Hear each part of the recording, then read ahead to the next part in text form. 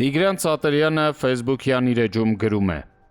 Աննա Հակոբյանը 7 տարի լռել է, զսպել, համբերել, իսկ դուք կանգ չեք առել, չափ ու սահման չեք ճանաչել։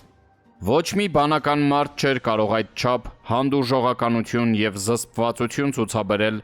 իր առողջության հաշվին, լսել ամեն մի անարժան թափթփուկի վիրավորանքները, վայրահաչոցները և հայհոյանքները։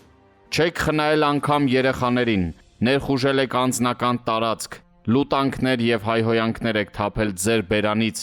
կեղծ մեղադրանքներ տարածել, քարկոծել ու հիմա խոսում եք զսպվածությունից և ոչ հարիր առաջին տիկնոջ պահվածքից։ Իսկ ձեր պահվածքը։ Տղամարդ եք։ Տղամարդը զենք պիտի վերցներ, ոչ թե զենք բռնող կնոջը ծաղրեր ու անպատվեր, բամբասեր ու հայհոյեր։ Սա է հայ տղամարդու կերպարը։ Կին եք։ Կինը մայր է, բայց դուք ոտնահարել եք բոլոր սրբությունները, ձեր լեզվին ազատություն տվել, մտել անթույլատրելի անձնական դաշտ, ձեր երեխաներին դաստիարակելու փոխարեն, ձեր վարքը վերանայելու փոխարեն բարբաջել և անպատվել եք մի ողջ ընտանիք ամենակեղտոտ բառամթերքով։ Դուք կին չեք, մայր չեք, չարացած ու փողից կուրացած անբարո էակներ եք։ Ու դուք կարծում էիք այս ամենն անպատասխան պիտի մնար։ Կմնար, եթե կանգ առնեիք ժամանակին։ Իսկ հիմա ստացեք ձեզ արժանի պատասխանները։ Ցավոտ է, զգացեք այդ հոգու ցավը։ Վարչապետի կնոջ Աննա Հակոբյանի Facebook-յան գրառումներից։ Ահա խնդրեմ ևս մեկ ոչիլ։ Մարմնի տեսակարար կշիռը պետք է ճշգրիտ ոչիլի չափ լինի, որպեսզի պատերազմի մասին կարողանաս այսպես խոսել, այսպես մեկնաբանել։ Նեղվում էի, ընկերս, նեղվում էի։ Եթե իհարկե գտնում ես, որ քո նկարագրած իրավիճակի համար մարդիկ ուղղակի նեղվում են։ Ինչ պետք է անեի, որ իմանայիր նեղվում եմ։ Պետք է ձեր մակարդակի իջնեի և մրցավազքի մեջ մտնեի։ Դա էլ է կրթության հարց, գիտես։ Աղետի, դժբախտության, պարտության ժամանակ սեփական անձը դիրքավորելու ունակությունը։ Ցավի Սպարտակիադա էիք հայտարարել։ Մինչև այսօր էլ ոմանք դեռ դուրս չեն եկել մարաթոնից, չկայացած պոետի իրենց ձիրքով ու ցավ ու կորուստ են մռմռացնում։ Անարգեցիք անգամ անմահացած տղաների հիշատակն ու նվաստացրեցիք նրանց մայրերին, ցույց տալու համար, թե որքան եք նեղված և ապացուցելու համար, որ մայրերը տառապում են, երբ զավակ են կորցնում։ Իսկապես, դա ապացուցելու կարիք ուներ։ Տգիտություն չէ, երբ փորձում ես ապացուցել անապացուցելին, ակներևը։ Եթե մի քիչ կրթվեիք և սեփական քթից անդին մի բան տեսնելու կարողություն ունենայիք, կիմանայիք, որ աշխարհի միակ ժողովուրդը չենք, որ պատերազմի միջով անցանք։ Եվ եթե ձեր ոռնոցը երկրագունդը չպատեր, գուցե իմ նեղվելն էլ տեսնեիք։ Բայց քանի որ երկար ժամանակ երկրիցս միալար ոռնոց էր արձակվում, ստիպված էի ամեն կերպ հակակշռել այն, որպեսզի աշխարհը չարձանագրեր մինչև պատերազմը առյուծ կտրող, պատերազմից հետո կաղկանձող իմ տեսակը։ Այնպես որ ընկերս, հանդարտվիր, ամեն ինչ այդքան պարզ չէ, որքան կարող է թվալ։ Ինձ դուր է գալիս, որ մարդիկ, որ տարիներով չեն հետևել իրենց հանրային խոսքին, անցել են բարեկրթության բոլոր սահմանները, ոտնակոխ են արել բոլոր սրբությունները, չեն խնայել փոքրիկ երեխային անգամ, հիմա լացում են, թե Աննա Հակոբյանը էս ինչ է անում, մեզ վիրավորում է։ Սկսել են հիշել ինչ-որ առաքելության մասին, որ ես ունեմ, հավասարակշռություն են ակնկալում, հանրային համերաշխությանն ուղղված քայլեր, ներողամտություն եւ այլն։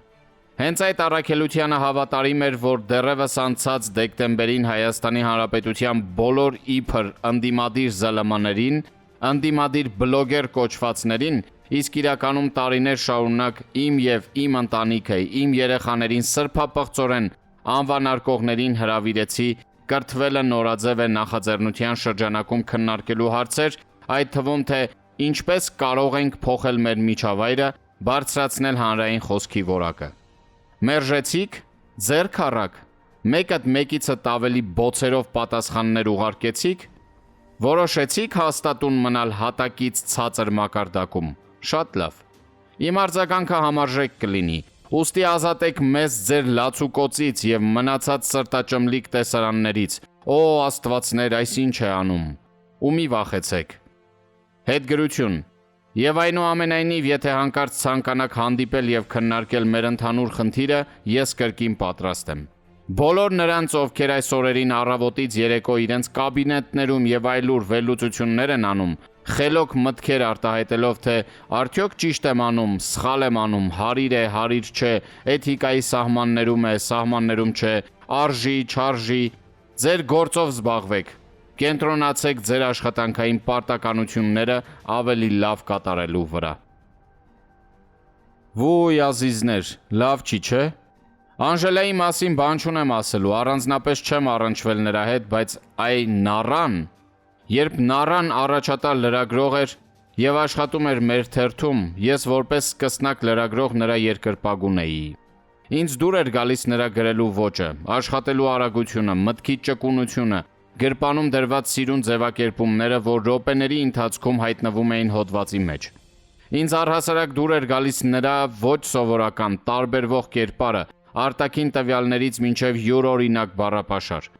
Հետո նա որոշեց մտնել քաղաքականություն, հետո հայտնվեց հատակում։ Բա դու այդ աղջիկն ես, նառ։ Ինչու ես քեզ դրել քաղաքական թոշակառուի կարգավիճակում, ընդ որում լուզեր թոշակառուի։ Ափսոս չի քո միտքը, տարիներով կուտակած գիտելիքը, քո ինտելեկտը, համաշխարհային գրականությունը, որ ուղեղիդ մի անկյունում լուր տանջվում է, մինչ դու ծառայություն ես մատուցում մեծ էշերից որևէ մեկին։ Գուցե նրան, որ հայտարարում էր, թե Հայաստանի ամենահարուստ մարդը Նիկոլն է։ Եփած հավի ծիծաղն եկավ։ Գուցե մյուսին, որ չեմ էլ հետևում, ինչ է բարբաջում։ Չգիտեմ, կարևոր էլ չէ, թե ում։ Նոր կյանք սկսիր, նառ, նոր կյանք, երբեք ուշ չէ։ Մի հատ թափ տուր քեզ, հարգիր քեզ։ Դու լուզեր չես, քո նման կանայք լուզեր չեն լինում։ Մի հանձնվիր միջավայրի պահանջներին, քո ճանապարհն ընտրիր։